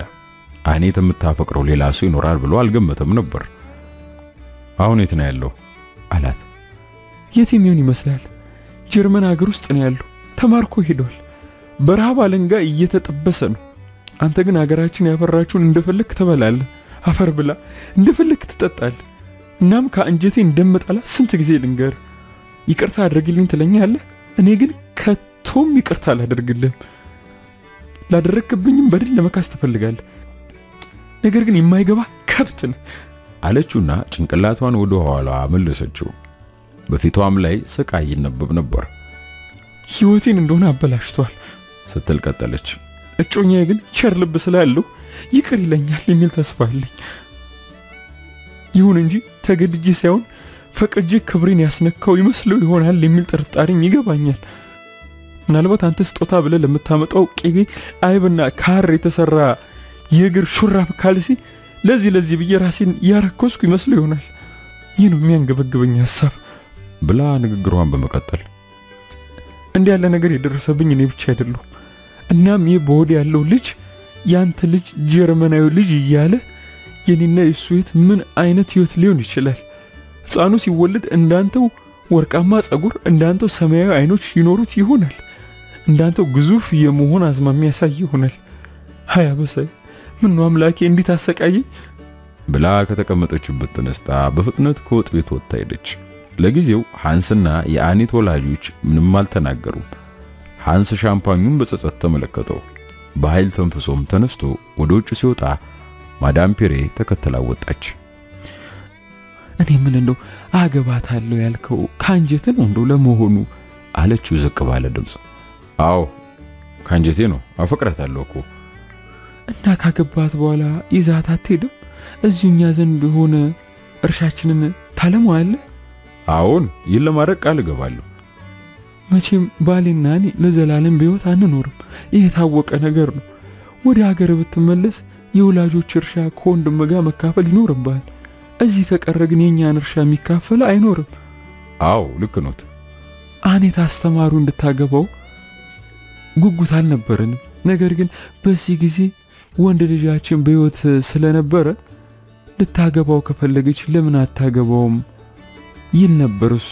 አሁን ግን ወንድ ልጃችን ስለሞተ ሁኔታው በፍጹም ተለውጧል። እሱ ስለሞተ አኔት እርሻውን ለማልማት ብትፈልግ እንኳን ብቻዋን ልታለማ ይቻላል። እርሻችሁ ቢሸጥ የሚያሳፍር ይሆናል። እንዲህ ያለ ጥሩ መሬት መሸጥ በእውነት አይገባም። በእርግጥ እርሻቸው ትልቅም ትንሽም ማይባል ሆኖ ውሃ ገብ መሬት ነበር። ሃንስና ማዳም ፔሬ ወደ ሷሶ ከሚወስደው መንገድ ሲደርሱ ማዳም ፔሬ የሃንስን እጅ ጨመቅ አረገችውና እስኪ እንደው ተመለሰና ቶሎ ብለ አለችው። ማዳም ፔሬ የጋብቻውን ሐሳብ እንደደገፈችው አውቋል ሃንስ። በልቡም ደስ ብሎታል። ሆኖም አኔት ሌላ ወንድ በማፍቀሯ ቅር ተሰኘ። ደግነቱ ግን ፍቅረኛዋ የጀርመኖች ምርኮኛ ሆኗል። እጮኛዋ ነፃነቱን ከማግኘቱ በፊት ሕፃኑ መወለዱ አይቀርም። የሕፃኑ መወለድ አኔትን ይለውጣት ይሆናል። የሴቶች ነገር አይታወቅም። በሃንስ ቄ ውስጥ ባሏን እጅግ በጣም የምትወድ አንዲት ሴትዮ ነበረች።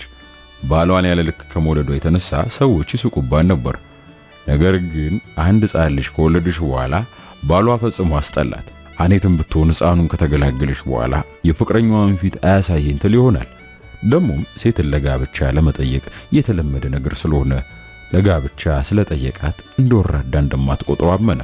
ንግግር ታውቃለች ሲል አሰበ ሃንስ። ቋንቋም ግሩም ነው። ተዋናይ የሆነ ሰው እንኳ ከሱ የተሻለ ሊናገር አይችልም።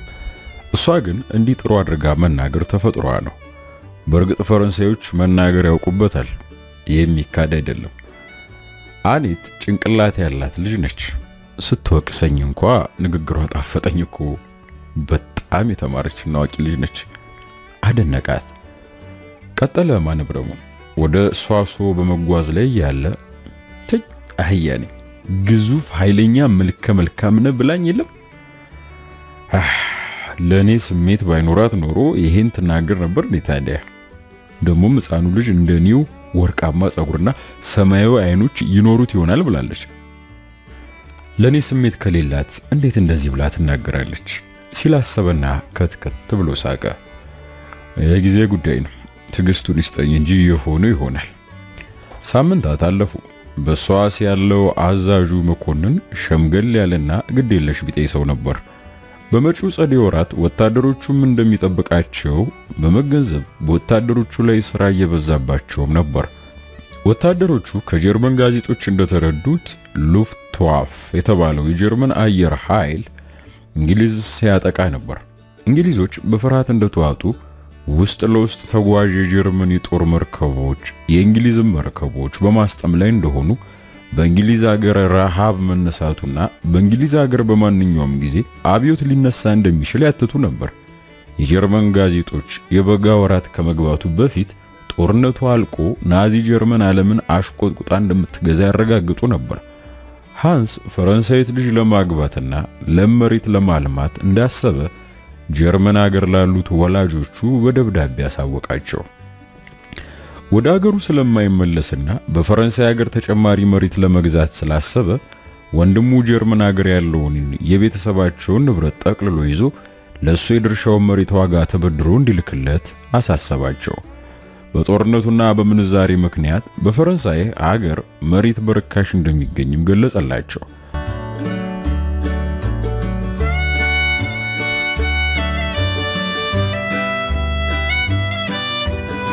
አንድ ቀን ሃንስ ከያኔት አባት ጋር ሆኖ የእርሻውን ቦታ ጎበኘውና ስለወደፊቱ ዕድል ያወራልን ጀመር። የእርሻ መኪናው አሮጌ ስለሆነ ከጀርመን ሀገር አዲስ የእርሻ መኪና አስመጣለሁ፣ ጥሩ ምርት ለማግኘት በዘመናዊ መሳሪያ መጠቀም ያሻል ሲል አጫወተው። ሙሴ ፔሬም በዝምታ አዳመጠው። ሙሴ ፔሬ በሃንስ ላይ ክፉ አስተሳሰብ እንደሌለው ባለቤቱ ለሃንስ አጫውተዋለች። ደሞም እንደዋቂ ሰው እንደሚቆጥረው ገልጻለታለች። ማዳም ፔሬ ሃንስን እየወደደችው ስለሄደች እሁድ ሁልጊዜም ምሳውን ከነሱ ጋር አብሮ እንዲበላ ጋበዘችው። ስሙን ወደ ፈረንሳይኛ ተርጉማም ዣን ወይም ዮሐንስ ብላ ተጠራው ጀመር። እሱም የአኔትን ወላጆች ለመርዳት ምንጊዜም ዝግጁ ነበር። በተለይም አኔት እየከበደች ስትሄድ ሆዷ ማለት ነው ወላጆቿን ለመርዳት አይቻላት ስለነበር የሃንስ በዛ አካባቢ መገኘት ለወላጆቿ ታላቅ ጸጋ ነበር። አኔት ግን አሁንም ካንጀቷ ተጠለዋለች። ጥያቄ ጠይቋት አጭር መልስ ለመስጠት ካልሆነ በቀር ከሱ ጋር አትነጋገርም። በተቻላት ጊዜ ሁሉ ከሱ ለመራቅ ብላ ወደ ክፍሏ ገብታ ብቻዋን ትቀመጣለች። ክፍሏ በሚቀዘቅዝበት ጊዜ ግን ወደ ወጥ ቤቱ ገብታ ከእሳት ማንደጃው አጠገብ ተቀምጣ የስፌት ስራ ትሰራለች። አለበለዚያ መጽሐፍ ታነባለች እንጂ ሃንስ እዚያ ቢሆን እንኳ በዚያ እንደሌለ ትቆጥረዋለች። ፍጹም ችላ ትለዋለች። የተሟላ ጤንነት አላት አኔት። ጉንጮቿ ፍም ይመስላሉ። ለሃንስ በጣም ውብ ሆና ትታየዋለች። እርግዝናዋ እየገፋ በሄደም ቁጥር የሚያስከብር አይነት ድባብ ፈጠረላት። በዚህ ምክንያት ሃንስ ይበልጥ ኩራትና ደስታ እየተሰማው ሄደ። ከዚያ በኋላ አንድ ቀን ወደ አኔት ቤት ሲያመራ ሳለ ማለዳ ማዳም ፔሬ በመንገድ ስትጠብቀው ኖሮ እጇን ወዝውዛ አስቆመችው። 1 ሰዓት ሙሉ ስጠባበቅ ነበሩ አለችው። እንዲያውን ስምት መጣም አልመሰለኝ። በል አሁን በመጣበት እግርህ ተመልሰ መሄድ አለብህ። ፒየር ሞቷል አለችው። ምን? ማን ነው ፒየር? ፒየር ጋቨን የአኔት እጮኛ። የሃንስ ልብ በደረት ውስጥ ሲዘል ተሰማው። እንዴት ያለ እድል ነው! ካሁን ወዲህ መሰናከሉ ተነስቷል ሲል አሰበ። እና ምንድነው በጣም ተበሳጨች እንዴ? እንባ ያወርዳትም። ነገር ግን ዛሬ አንተም ብታይ አትለቅህም። አንተም በቢሏ ከመተርተር እንደው የምትመለስ አይነት አይደለችም። እባክህ ሰውየው ቢሞት የኔ ጥፋት እኮ አይደለም። ለመሆኑ ወሬው እንዴት ሰማችሁ? የሱ ጓደኛ የነበረ አንድ ምርኮኛ በስዊዘርላንድ በኩል አድርጎ አምልጧል። እሱ ነው ዜናውን ለአኔት ጽፎ የላከላት። ዛሬ ጠዋት ነው ደብዳቤው የደረሰን። ምርኮኞቹ በታሰሩበት ቦታ በቂ ምግብ አይሰጠንም ብለው ረብሻ አስነሱ አሉ። በዚህ ምክንያት የረብሻው መሪዎች ተረሸኑ። ከነሱ መሃል አንዱ ደግሞ ፒየር የሆነ። ሃንስ ዝም ብሎ ቆየ። የፒየር መገደል ትክክል መሆኑን አመነ። የምርኮኞች መታጎሪያ ቦታ ምን መሰላችሁ? የሚንደላቀቁበት ሆቴል መሰላችሁ እንዴ ሲልም አሰበ። እንደው ሐዘኗ እስኪበርድላት ጊዜ ስጣት አለችው ማዳም ፒሬ። ሐዘኗ ሲበርድላት እኔ አነጋግራታለሁ። መቼ ለመምጣት እንደምትችልም በደብዳቤ አስታውቃለሁ። ደግ ነውሽ። ይረዱኝ የለም? ቃል ግቡልኝ። ይረዱኛል አይደል? ስለሱ እርግጠኛ ለመሆን ትችላለህ። ባለቤቴና እኔ ተስማምተንበታል። እሱና እኔ በሰፊው ከተወያየንበት በኋላ ሆኗል ስንል ደምድመናል። ባለቤቴ እንደው ሞኛ አይምሰል። በአሁን ጊዜ ለሀገራችን የሚበጃት ከጀርመኖች ጋር መተማበር ነው ብሎ ያምናል እኮ። በእኔ በኩል እንደሆነ አንተን እንደማልጠላ ታውቃለህ። ለአኔት ከሟቹ አስተማሪ ይልቅ አንተ ሳትበጃት እንደማትቀር ገምታለሁ። እና የሕፃኑ መወለጃ ጊዜም እየተቃረበ ደግሞ መጥቷል። ወንድ ልጅ እንደሚሆንልኝ እንግዲህ ተስፋ ላርክ ወይም እመኛለሁ አላት ሃንስ። ምንም ጥርጥር የለውም ወንድ ልጅማ ነው። በቡና ተላና በመጫወቻ ካርድ ስጠነቁል ሁሉ ጊዜም ወንድ ሆኖ ነው የሚታየኝ። ያመጣቸውን ጋዜጣዎች ልረሳቸው ነበር። ይኸው አላት በብስክሌቱ ላይ ለመውጣት ሲል። በተለያዩ ቀናት የወጡ 3 ጋዜጦች ነበሩ። ሶስቱም ፓሪስ ሶዋር የአኔት አባት ዘወትር ማታ ማታ ፓሪስ ሶዋርን ያነባል። ብዙ አይነት ዜናም ይቃርማል። ካነበባቸው ዜናዎች መካከል እንዲህ የሚሉ ነበሩ። ፈረንሳይ የጊዜውን ሁኔታ ተረድታ ሂትለር በአውሮፓ የሚፈጥረውን አዲስ ስርዓት መቀበል አለባት። የጀርመን ውስጥ ለውስጥ ተጓዥ መርከቦች ባህሩን እያሰሱ ናቸው። የጀርመን ጦር መኮንኖች እንግሊዝን ለማንበርከክ ጀርመን አስፈላጊውን ሁሉ ዝግጅት አድርጋለች።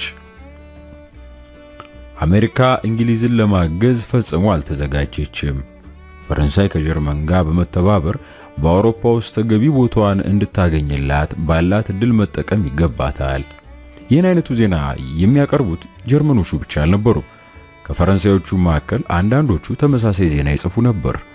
አንድ ቀን የአኔት አባት የከበርቴ ወገኖችና አይሁዶች ጠፍተው የፈረንሳይ ድሆች ጊዜ ይወጣላቸዋል የሚል ዜና ሲያነብ ደስ ብሎት በዜናው ተስማማ። በሌላ ቀን በመሰረቱ የፈረንሳይ ሀገር የግብርና ሀገር ናት፣ የሀገሩም ኢኮኖሚ የጀርባ አጥንት ገበሬዎች ናቸው የሚል ዜና ሲያነብም በአባባሉ ተስማምቶ ትክክል አለ በሐሳቡ። ፒየር ጋቨን ወይንም የአኔት እጮኛ የተባለው መምህር ሞቷል የሚል ወሬ በሰሙ በ10ኛው ቀን ራታቸውን በልተው ከጨረሱ በኋላ ማዳም ፒሬ ከባሏ ጋር ቀደም ብላ በተስማማችበት መሰረት አኔት ከጥቂት ቀናት በፊት ሃንስ ወደዚህ እንዲመጣ ደብዳቤ ጽፌ ልኬለታለሁ አለቻት። ጥሩ ስላስጠነቀቅሽኝ ሳላመሰግንሽ አላልፍም እማዬ። እሱ ሲመጣ ክፍሌ ውስጥ አርፌ እቀመጣለሁ። አይኑን ማየት አልፈልግም። በእንግዲህ እንደው ይህን ሞኝነት ተይ። እንደ ጊዜው መሆን አለብሽ ልጄ። ፒየር እንደሆነ ሞቷል። ምንም ለማድረግ አይቻልም። ሃንስ በበኩሉ ያፈቅርሻል። ሊያገባሽም እኮ ይፈልጋል። ደግሞ መልካም ልጅ ነው። ማንኛውንም ሴት ልጅ የሚያኮራ እንጂ የሚያሳፍር አይደለም። ከዚህም በተጨማሪ እሱ ካረዳን እርሻችንን በምዘዴ ዘመናዊ ልናደርገው እንችላለን። በገዛ ገንዘቡ የእርሻ መኪና፣ ዘመናዊ መሳሪያ ገዛሉ ብሏል። ስለዚህ ያለፈውን መርሳት አለብሽ ልጅ አኔት። በከንቱ ነው የምትደክሚው ማይ። እስካሁን ድረስ ራሴን ማስተዳደር አላቃተኝም፣ ወደፊትም ቢሆን አያቅተኝምና የሱን ስም ባታነሽብኝ ደስ ይለኛል። ካንጀቴ ነው የምጠላው ባዶና ትቢተኛ ሰው። ብቻ ላይ ኖሮ ባረድኩት። ሞት እንኳን በቂ አይደለም። ያረመኒ ከይሲ እኔን እንዳቃጠለኝ ባቃጠለው፣ ህይወቴን እንዳቆሰለው ህይወቱን ባቆስለው ምንኛ ደስ ባለ። ከዚያ በኋላ በሞትም ባልቆጨኝ። አይ እንዲህ ማሰበሽስ እንደው ጅልነት ነው ልጄ። እናትሽ የምትልሽ ሁሉ ትክክል ነው አላት አባቷ። በጦርነቱ እንደሆነ ተሸንፈናል። ውጤቱንም አሜን ብለን መቀበል አለብን። ከአሸናፊዎቻችን ጋር የተሻለንን ማድረግ አለብን። በአእምሮ ስለምንበልጣቸው በዘዴ ከሰራን በሌላ መልክ እኛ የበላይ እንሆን ይሆናል። ከጦርነቱ በፊት ሀገራችን ተግማምታ ነበር። ሀገሪቷን ያግማሟት ከበርቴዎችና አይሁዶች ነበሩ። ጋዜጣ ብታነቢ ሁሉ እውነት መሆኑን ትረጃለሽ። በዚህ ጋዜጣ ተጽፎ የሚወጣውን አርቲ ቡርቲ የሚቀበለው መሰለ አባዬ። ይህን ጋዜጣ አዘጋጅቶ የሚያወጡት ፈረንሳዮች ራሳቸው ለጀርመኖች የሸጡ ካዲዎች ናቸው። ካዲዎች። ሃይ አምላኬ፣ አንድ ቀን የፈረንሳይ ሕዝብ በእነሱ ላይ ተነስቶ ድምጥማጣቸውን ሲያጠፋው ባሳየኝ። መሸጡ፣ ሁሉም መሸጡ አሳሞች። ማዳም ፔሬ ተስፋ እንደመቁረጥ ብላ ምኑ ነው ቆይ ያስከፋሽ አለቻት። በእርግጥ አስገድዶ እንድታረጂ አድርጎሻል። ሆኖም በዚያን ሰዓት ሰክሮ እንደነበር አትርሺ። ይህ እኮ ባንቺ ብቻ የደረሰው ዱብዳ አይደለም፣ በሌሎች ሴቶች ላይም ደርሷል። ወደፊትም ደግሞ የሚደርስ ነው። አባትሽን እንኳን ደብድቦ አድምቶት የለ። አባትሽ ግን ስለ ሃንስ ክፉ ነገር አያስብም፣ ቂምም አልያዘበትም። ድርጊቱ ደስ የሚል አልነበረም። ነገር ግን በበኩሌ እኔ ረስቼዋለሁ አለ ያኔት አባት። አኔት የምሬት ሳቅሳቀችና ቄስ መሆን ነበር አባዬ። ጥሩ ክርስቲያን ስለሆንክ በበደለ ሰው ላይ ቂም አትይዝም አለችው በመጸት። እና ታዲያ ምን አለበት አለች ማዳም ፔሬ ቆጣ ብላ። ልጅ እኮ የበደሉን ለመካስ ያላደረገው ጥረት የለም። እሱ ባይኖር ኖሮ ለአባትሽ ለወራት የሚበቃ ትንባሆ ማን ያመጣለት ነበር? እኛስ ብንሆን በረሃብ አለንጋ ሳንጠበስ የቆየ ነው በእርሱ ብርታት አይደለም? ሰባዊ ኩራትና የሚቆረቆር ህሊና ቢኖርሽ ኖሮ ስጦታውን አፍንጫው ላይ ቦረወርሽለት ነበር እማዬ። አይ ስጦታው እኮ አንቺንም ጠቅሞሻል ልጅ አይደለም እንዴ? እኔን በፍጹም ውሸት ነው የምትናገሪው። ውሸት መሆኑን ደህና አድርገሽ ታውቂዋለሽ። በእርግጥ እሱ ያመጣውን አይብ ወይም ቅቤ ወይም ሰርዲን አልበላም ብለሻል። ነገር ግን በጠጣሹ ሾርባ እሱ ካመጣው ስጋ ጨምሬበት ነበር። ዛሬ በበላሹ ሰላጣም እሱ ካመጣው ዘይት ጨምሬበታለሁ። ስለዚህ ባመጣው ስጦታ አልተጠቀምኩም አትበይ። አኔት ባይል ተንፈሳ አይኗንም በእጁ አሻሸች። እሱን አውቃለሁ፣ ነገር ግን ወድጄ አይደለም ይህን ያደረኩት። በጣም ርቦኝ ስለነበር አላስቻለኝም። አው ሾርባ ውስጥ እሱ ካመጣው ስጋ ተጨምሮበት እንደነበር አውቃለሁ። እናም ጠጣሁት። ሰላጣውም እሱ ካመጣው ዘይት ተጨምሮበት እንደነበር አውቃለሁ። ነገር ግን እምቢ ለማለት ብሞክር ረሃብ ሞርሞረኝ ስለነበር አልቻልኩም። ይህን ሁሉ ያደረኩት ወድጄ አይደለም፣ ረሃብን ያስገደደኝ። ምክንያቱ እንግዲህ ምንም ይሁን ምንም እሱ ባመጣልን ስጦታ ተጠቅመሻል። መጠቀምም ያለ ፍረት አይደለም። በሆዴ ያፈርኩ ነው የተጠቀምኩት። ተስፋ ቢስ ሆኜ ነው የተጠቀምኩት። ጀርመኖች በመጀመሪያ በታንካቸውና በአውሮፕላናቸው ኃይላችንን ሰበሩት። አሁን ደግሞ እኛን እያስራቡ መንፈሳችንን እየሰበሩ ነው። የተማርሽ ልጅ ሆነሽ የዚህ አይነት አስተሳሰብ እንዲኖርሽ ባልተገባ ነበር ልጅ። አሁንም ያለፈውን ረስተሽ ልጅሽ ዲቃላውን እንዳይቀር አባት ስጭ። በዚህ ላይ ለእርሻችን ሃንስን የመሰለ ሰው ደግሞ አናገኝም። ሁለት ሰራተኛ ቀጥሮ ከማሰራት እሱ ብቻውን የሚሰራው እንደሚበልጥ ጥርጥር የለውም። እና ሰው ማድረግ የሚገባውን አድርጊ ነው ምልሽ። አኔት ክርክሩ ስልችት ብሏት ዝም አለች። በማግስቱ ሃንስ እንደገና መጣ። አኔት የቀረታ ፊት አሳይታው ዝም አለች። ሃንስ ፈገግ አለላትና እኔ ስመጣ ሸሽተሽ ባለመውጣትሽ ሳላመሰግንሽ አላልፍም አላት። ወላጆቼ ጽፈውልን እንደመጣው ቃሉ እነሱ ለጊዜው እዚህ ያለመኖራቸውም ጥሩ ነው። ምክንያቱም አንተና እኔ የምንነጋገረው ነገር አለ። ቁጭ በል አለችው። ኮቱንና የብረት ቆቡን አውልቆ በጠረጴዛው አጠገብ ባለው ወንበር ላይ አረፋለ። ወላጆቼ እንዳገባ ይሻሉ። በዘዴ ካንተ ጋር እንዲስማሙ አርጋቸዋል። ስጦታ በማምጣትና አንዳንድ ተስፋ በማስጨበጥ አንተ በመታመጣላቸው ጋዜጣ ላይ የሚያነቡትን ሁሉ ያምናሉ። እና እኔ ልነግርህ የምፈልገው ምን ጊዜም ቢሆን እንደማላገባህ ነው። በህይወቴ ውስጥ አንተን መጠላን ያህል ማንንም ሰው ለመጥላት የሚቻለኝ አይመስልኝ።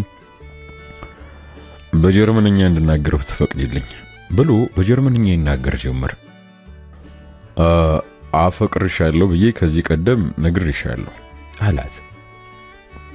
ማፍቀር ብቻም ሳይሆን ደግሞ አደንቅሻለሁ። እጮኛሽ ፔሪም ቢሆን ሞቷል። የሱን ስም አታንሳብኝ አለችው ቁጣዋ ፈንድቶ። አታንሳብኝ ብያለሁ፣ አታንሳብኝ።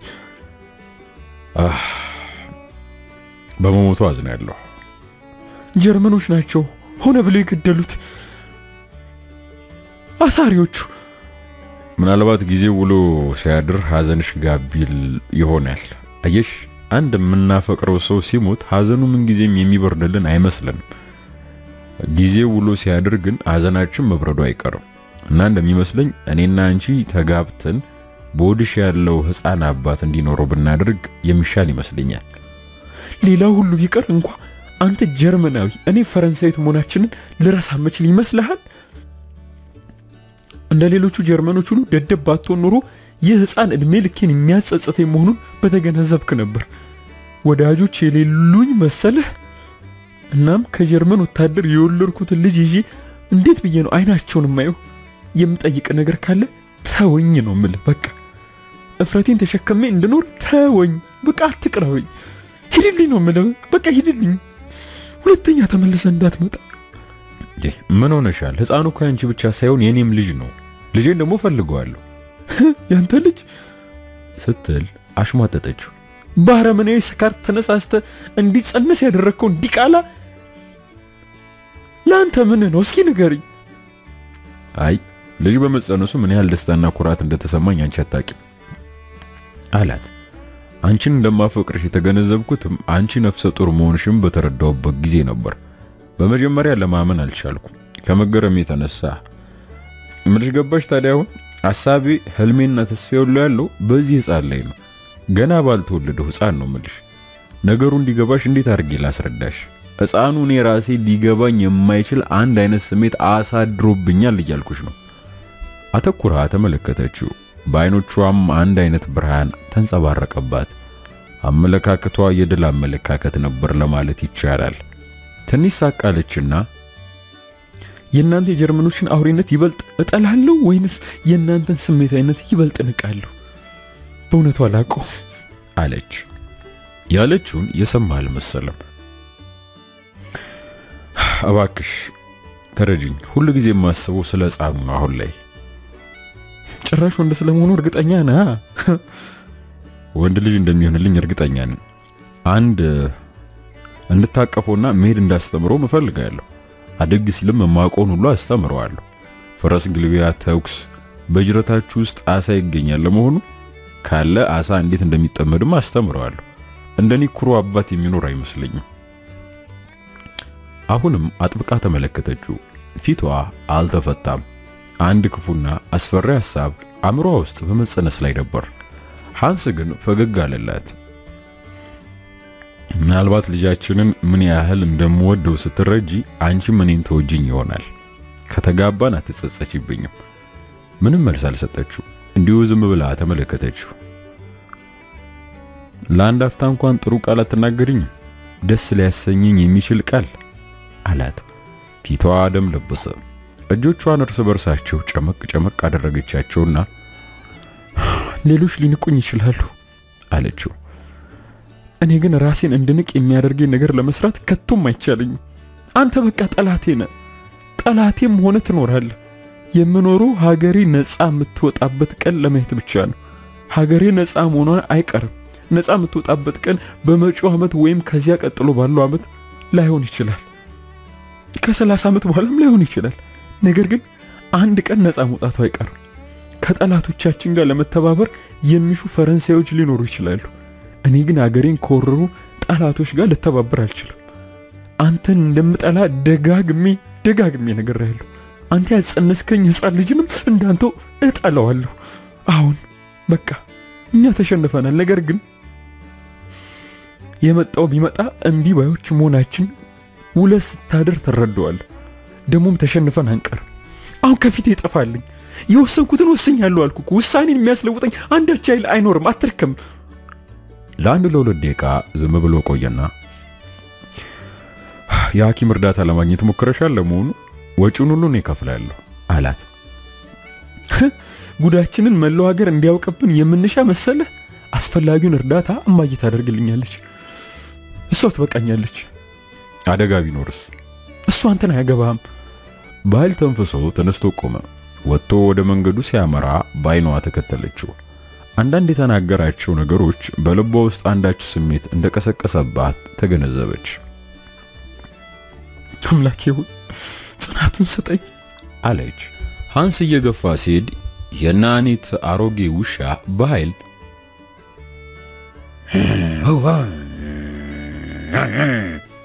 እያለ ተከተለው። ለብዙ ወራት ውሻውን ለማባበልና እንዲለምዶ ለማድረግ ቢሞክርም አልሆነለትም።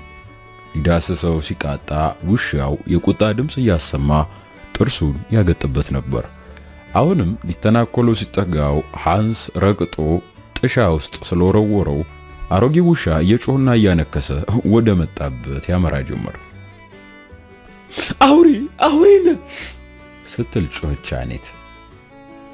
የሚናገረው ሁሉ ውሸት። ታዲያ እኔ ደካማ ከመሆኔ የተነሳ ላዝንለት ምንም አልቀረኝም። ይሄ አረመኔ የኔ ደካማ መሆን ነው እንጂ ጭራሽ ላምነው ነበር እኮ ያረመኔ። በበሩ ላይ የተሰቀለ የፊት መስታወት ነበር። አኔት ፊቷን በመስታወቱ ተመለከተች። መልኳን አየች። ፈገግ ለማለት ሞከረች። ይሁን እንጂ ፈገግታ በመምሰል ፈንታ የተጨማደደ ገጽታ መሰለ።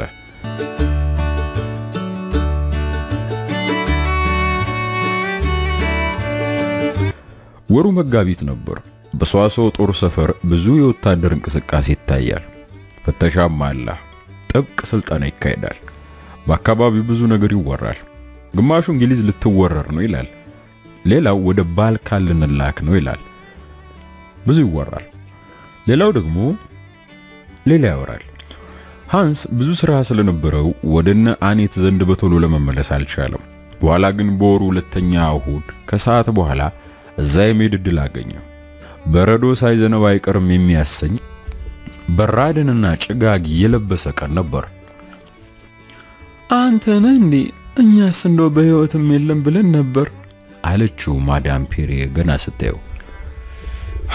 ቀደም ብዬ ለመምጣት አልቻልኩም። አሁንም ቢሆን በማንኛውም ቀን ወደ ዘመቻ ሳያንቀሳቅሱን አይቀሩም። ትክክለኛ ቀኑን ግን አናውቀውም አላት።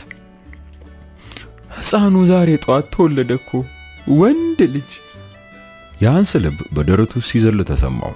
ማዳም ፔሬን አቅፎ ይዞ ግራም ቀኝም ጉንጮቿን ሳማቸው። በእሁድ ቀን ተወለደ? እድለኛ ልጅ መሆን አለበት። ለደስደሱ ሻምፓኝ እንክፈት። አኔት ደህና ነች ለመሆኑ?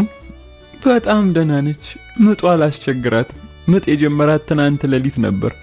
ከሌሊቱ 11 ሰዓት ሲሆን በደህና ተገላገለች። የአኔት አባት ከእሳት ማንደጃ አጠገብ ተቀምጦ ፒፓውን ሲያጤስ ነበር። የሃንስን ሁኔታ ሳይ ፈገግ አለና የመጀመሪያ ልጅ ሁሉ ጊዜም ቢሆን ልዩ የሆነ ስሜት ይፈጥራል አለ። ጸጉሩ እንዳንተ ጸጉር ወርቃማ ሆኖ እንደው ጠቅ ያለ ነው ብታይ። አይኖቹም እንዳንተው አይኖች ሰማያዊ ናቸው። ሰማይ ይሆናሉ ብለህ ተንብየ ነበር አንተማ አለች ማዳም ፔሬ። እንዲህ ደስ የሚል ልጅ እንደው ከዚህ ቀደም ማይቻለው ልክ እንደ አባቱ። አምላኬ እንዴት ደስ የሚል ዜና ነው። ዓለም ውብ ናት አለ ሃንስ። አኔትን ላያት እፈልጋለሁ አለ። እሷ ልታይ ተፈቅድ እንደሆነ አላውቅም። እንድትረበሽብኝም አልፈልግ። እውነቱን ለመናገር በእኔ ምክንያት እንድትረበሽ እኔም አልፈልግም። ልታይኝ ፈቃደኛ ካልሆነሽ ግድ የለም። የተወለደው ሕፃኑን ግን ለአንድ አፍታ ባየው ደስ ይለኛል። እስቲ ምን ማድረግ እንደሚቻል አያለው። ምናልባት እዚህ ይዤው ልመጣ እችል ይሆናል ብላው ማዳም ፔሬ ተነስታ ወደ ላይኛው ክፍል አበራች። ደረጃውን ስትወጣ ኮቴዋን ሰሙ።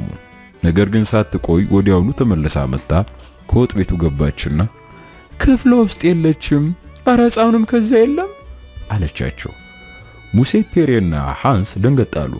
ከዚያ በኋላ ሶስቱም በደመ ነፍስ ወደ ላይኛው ክፍል ተመልሰው ወጡ። የፀሐይ ብርሃን በክፍሉ ውስጥ ባሉ ዕቃዎች ላይ አርፏል። አሮጌ ብረት አልጋ፣ ርካሽ አይነት ቁም ሳጥን፣ መሳቢያዎች፣ እነዚህ ሁሉ ለአይን ደስ የማይሉ ናቸው። አኔት ግን እዛ የለችም። እንዴ የት ሄደሽ ልጄ ስትል ጮኸች ማዳም ፔሪ። ወደ መተላለፊያው በረንዳ ሞታ ፈለገች። እዚያም በር እየከፋፈተች ትፈልግ ገባች። አኔት፣ ኧረ አኔት ስትል ተጣራች። ቀጠል አድርጋ ምናልባት እንግዳ መቀበያው ክፍል ትሆን እንዴ? እየተጣደፉ ደረጃውን ወርደው ወደ እንግዳ ማረፊያው ክፍል አመሩ። በሩን ሲከፍቱት ቀዝቃዛ አየር መታቸው። ቀጥሎም ወደ ዕቃ ማጎሪያው ክፍል አመሩ። አኔት የትም የለችም። ከዚህ ወጥታ ሄዳለች። እቺ ልጅ አንድ ነገር ሆናለች አለች ማዳም ፔሪ። ቤት አድርጋ ወጣች ሲል ጠየቀ ሃንስ ስጋት ባደረበት ድምጽ። በፊት በር ነው የወጣችው። የአኔት አባት ወደፊት በር ሄዶ ተመለከተ። ልክ ነው፣ በዚህ ነው የወጣችው። መወርወሪያው ክፍት ነው አለ። አይ ፈጣሪ፣ ምን አይነቱ አበሳ ነው እንደው ዘንድሮስ አለች ማዳም ፔሪ። እንፈልጋት አለና ሃንስ ግን ወዴት ብለን ነው ምን ሄደው ሲል ደግሞ መልሶ ጠየቀ። ወደ ወንዝ እንውረድ፣ ምን ይታወቃል አለች ማዳም ፔሪ። ሃንስ ቆሞ ማዳም ፔሪን አተኩሎ ተመለከታት። በጣም ተደናግጦ ነበር። አረ በጣም ፈርቻለሁ አለች ማዳም ፔሪ። በጣም ፈራው። ሃንስ ወደ ውጭ ለመውጣት በሩን በርግዶ ከፈተው። ልክ በዚህ ጊዜ አኔት ከነበረችበት መታ ገባች። የሌሊት ልብሷን ለብሳ በላዩ ላይ ዘርፈፍ ያለ ልብስ ደርባለች። ዘርፋፋው ልብስ ሐምራዊ ቀለም ያለው ሆኖ በሰማያዊ አበባ ያጌጠ ነበር። ጸጉሯ ረጥቦና ተንጨብርሮ ትከሻዋ ላይ ወድቋል። ደሟ ከፊቷ ስለሸሸ በጣም ነታ ትታያለች። ማዳም ፔሪ ዘላ ሄዳ አቅፋ ያዘቻት። ወዴት ሄደሽ ነበር? አይ ልጄ ደሞ ምንድነው ረጥበሻል? ምን ነካሽ ለመሆኑ? አኔት እናቷን ገፋ አደረገችና ሃንስን ተመለከተው ገባች። ደና ጊዜ መታሃል። ሕፃኑ የታለ? አለቻት ማዳም ፔሪ። የማደርገውን በጊዜ ማድረግ ነበረብኝ። ትንሽ ብቆይ ኖሮ ያሰብኩትን ለማድረግ በቂ ድፍረት ባልኖረኝ ነበር። እንዴ አኔት ምን አድርገሽ ነው የመጣሽው? ማድረግ የሚገባኝን አድርጌያለሁ። ወደ ወንዝ ወርጄ ውሃ ውስጥ አስገብቼ ያስኩት ህይወቱ እስክታልፍ ድረስ። ሃንስን ሲሰማ እንደ ቆሰለ አውሬ በኃይል ጮኸ። የሰቃይ ጩኸት ነበር የጮኸው። ፊቱን በእጁ ሸፍኖት እንደ ሰከረ ሰው እየተንገዳገደ ከክፍሉ ወጣ። አኔት ወንበር ላይ አረፍ ብላ ግንባሯን በሁለት እጆቿ ደግፋ ይዛ ትንሰቀሰቅ ጀመር።